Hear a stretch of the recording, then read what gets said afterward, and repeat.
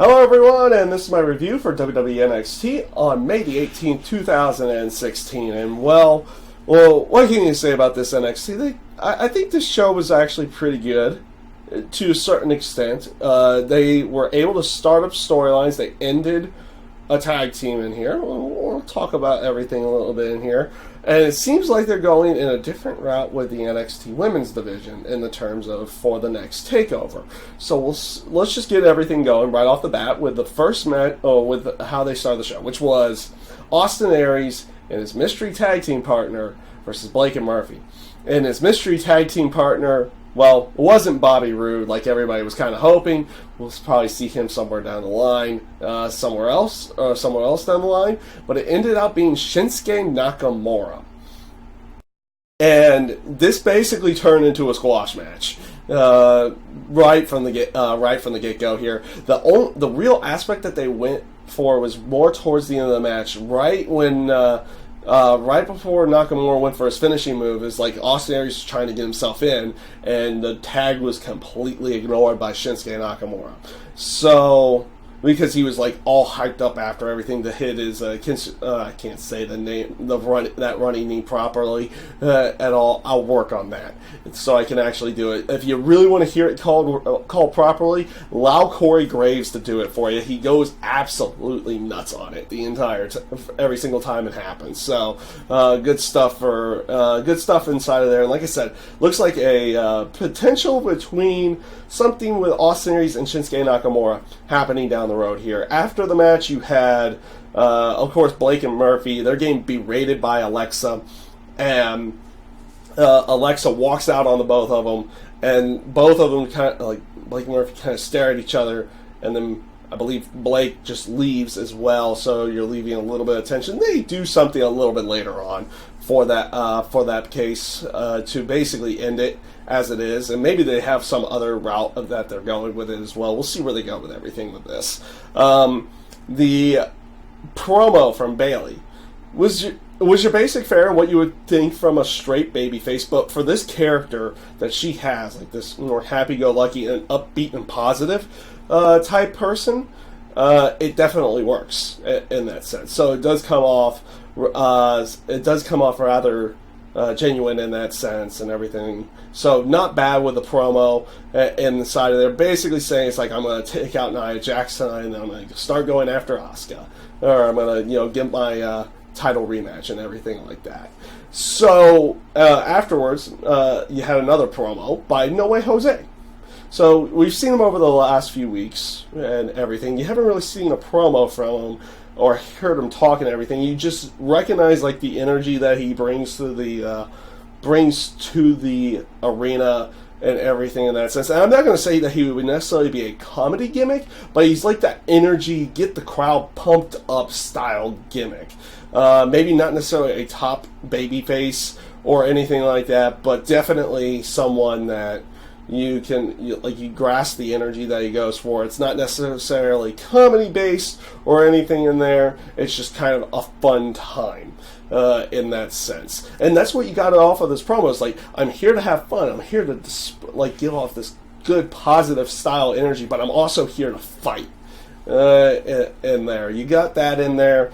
All in all, not a bad promo, and that actually kind of gets me behind this character a little bit more than where I was before, where you just kind of saw him out there. Like, this promo actually does help this character in the long run. And up next was Carmella versus Peyton Royce. First of all, and you can get this pointed out by even Corey Graves as well. Like, they even have this get pointed out by Corey Graves. It looks like Peyton Royce here is going for some kind of Poison Ivy style character, like even to the way she dresses and everything in that sense. Like in green, has flowers around, has a flower with her at all times, but is more in a seductive style for her character.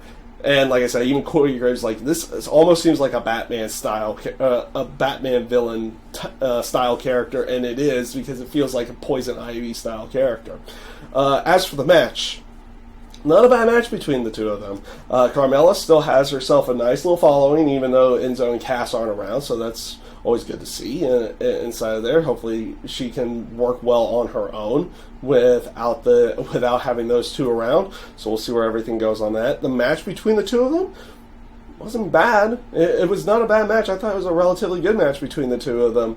Rather short, but in the end, getting Carmella over in this sense. They still haven't really gone anywhere with Peyton Royce in the areas of, like, you haven't really heard her do promos all that much or anything like that. She's just kind of, like, her actions say she's a heel, but you don't have anything definitive in that case, so you gotta see where they're gonna go with that character, if they're ever gonna let her have mic work or anything like that. She starts building up over time, so we'll see where they go with everything. Up next, they were showing, and they made the full announcement, which they had done on Facebook and WWE.com and everything like that. They showed the stuff from Portland, the house show from Portland, Oregon, with Samoa Joe and Finn Balor, like how the entire, like, NXT roster comes out. They couldn't keep them separated and everything like that. And I like how William Regal goes about in his contract signing saying, you know, for the safety of the fans and everything like that, because they even start brawling out into the fans inside of there, and they get that caught on there. We're going to make this a steel cage match. First of all, I like how NXT, if they need to, or they really want to, they use their house shows as plot devices for their actual storylines, like with Samoa Joe and Finn Balor here. Like, you had Samoa Joe beat Balor at a house show to win the title, and you have their continuation of the storyline at this Portland show as well. And then, of course, you know, they show it for everybody else to see later at that time. But they're not afraid to use the house shows as plot devices for their storylines, and I like how they go about this. You know, the aspect of a cage match, the way that Samoa Joe and Finn Balor are right now in their promos and in the storyline, cage match is sufficient, and it is a good gimmick to go for to end this story. Inside of there, I like where they went with that. I like also how you go with the whole aspect of William Regal's going to give Balor the contract first, but Samoa Joe snatches up, like, no, I'm signing first. Like, he gives off this monster type feel. It's not like this cowardly champion. No, he's like this. He is a heel, but he's a strong one in the sense that he has no real fear of anybody else. And then, of course, Balor being the baby face in here goes through the entire thing and showing a little bit of a different side of him in that sense as well. I like this promo. I like this segment. And I thought it just came off really, really well. Afterwards, this is where they basically at least end it with Blake and Murphy being around with Alexa, where Alexa Bliss basically just tells them both off and says she's getting rid of 470 pounds of dead weight. Basically saying, bye, guys. So we'll see where they go with everything in the terms of, do they keep Blake and Murphy as a tag team? Do they split them up? And does one of them split up and go back with Alexa? Or if Alexa's just going to be a singles competitor from here on in? So we'll see where they go with everything. Up next was Tommaso Ciampa and Johnny Gargano and a basic tag team match. Here, basic squash match style, It went on maybe a little bit longer than what most other ones do here, but just trying to get these guys over a little bit more. A lot of Johnny wrestling chants going on during this match, and it was just a very interesting one. But otherwise, they're not really giving these guys much of a character or much of a story other than the fact that they're out there and they're a really good tag team. No real mic time or anything like that. So let's see if they go anywhere further down in the future here with the two of them. Up next was Bayley versus Nia Jax. This was the main event of the night. First of all, I like the references that they did about the London match and everything like that. They went back there and saying, oh, this is like a completely different Nia Jax and everything. You saw this in the match. The only thing that I would have found weird here is the aspect of how many different injuries that Bayley tried to have to sell throughout the entire match. the shoulder injury, which she did for a little while, and then more towards the end, like when she was, building a comeback, she kind of stopped selling that in any way, which, adrenaline pumping means you can probably get past all of that and everything inside of there, which eventually led up to her reversing a suplex and injuring her knee, which caused the end of the match. In the terms of she got splashed in the corner and then taken out afterwards. Overall, the match was not bad. I mean, it was a good way of showing dominance by Nia Jax and how they went with everything, but they don't necessarily bury Bayley in any way, shape, or form, because you can almost say it's like, oh, she was making a comeback, then she injured her knee. So it makes her maybe not necessarily weak, but she does lose the match. Like I said, it looks like they're going in a different direction. For this next NXT TakeOver, it will either be Nia Jax and Asuka, or it will be a triple threat between all three of them. My feeling is that they're going to go with a Nia Jax and Asuka, because they've been teasing this for a little while, and they've just never gone with it in any way. And then they're going to save the rematch for Bayley and Asuka for the NXT Brooklyn show, which, they could come back and they can have, it also builds for a story for Bayley coming back and having another match with Asuka, that she has to beat Nia Jax again before she can do this. So you have something there and something to build to for a storyline going into another match between the two of them. So we'll see where they go with everything there, because I don't think they're going to call up Bayley to the main roster until sometime after SummerSlam.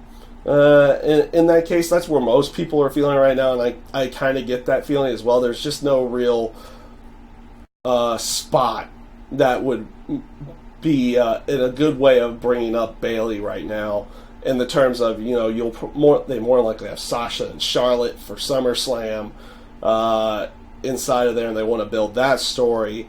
You have Becky with Dana Brooke now, and obviously you could have had Bayley come up as maybe the tag partner or something if Emma was still around, but Emma's out injured. But at this time, there's not a good spot to put Bayley on the main roster until probably after this whole Sasha Banks and Charlotte storyline is. So that's probably where they're going to go with everything. At least that's what I'm thinking. Also, for Nia Jax, I wish she would come up with a different finisher other than the leg drop. I know it worked a long time ago with Hulk Hogan, but it just does not work here in this case. So overall, like I said, this match, or not this match, but just this show of NXT was not a bad one. They built up some decent story in there, and you have the beginnings of something between Shinsuke Nakamura and Austin Aries. At least I think so. Maybe unless they decide not to go that route. You have the breakup of Alexa Bliss between Blake and Murphy. See where they go with it, anything like that. And let's see if they go that route with Nia Jax and Asuka. They also did make the announcement that the Revival was going to get their tag team title rematch at NXT TakeOver, and you'll see American Alpha versus the Revival again there as well. So they're building some matches going into the next NXT TakeOver. You have, if you want to do the fast feud between Shinsuke Nakamura and Austin Aries, you got that there. Though I feel like that would be more of a match for the Brooklyn show. And inside of there, maybe they have some kind of tag match or something at NXT TakeOver, and that's where Austin Aries turns, and then they set up everything. There for that. And we'll see where they just go with everything. Overall, not a bad show. Storylines seem to be coming around. You have the matches starting to get made for the NXT TakeOver show. So that's my review for NXT this week. I thank you guys for watching, and have a great day.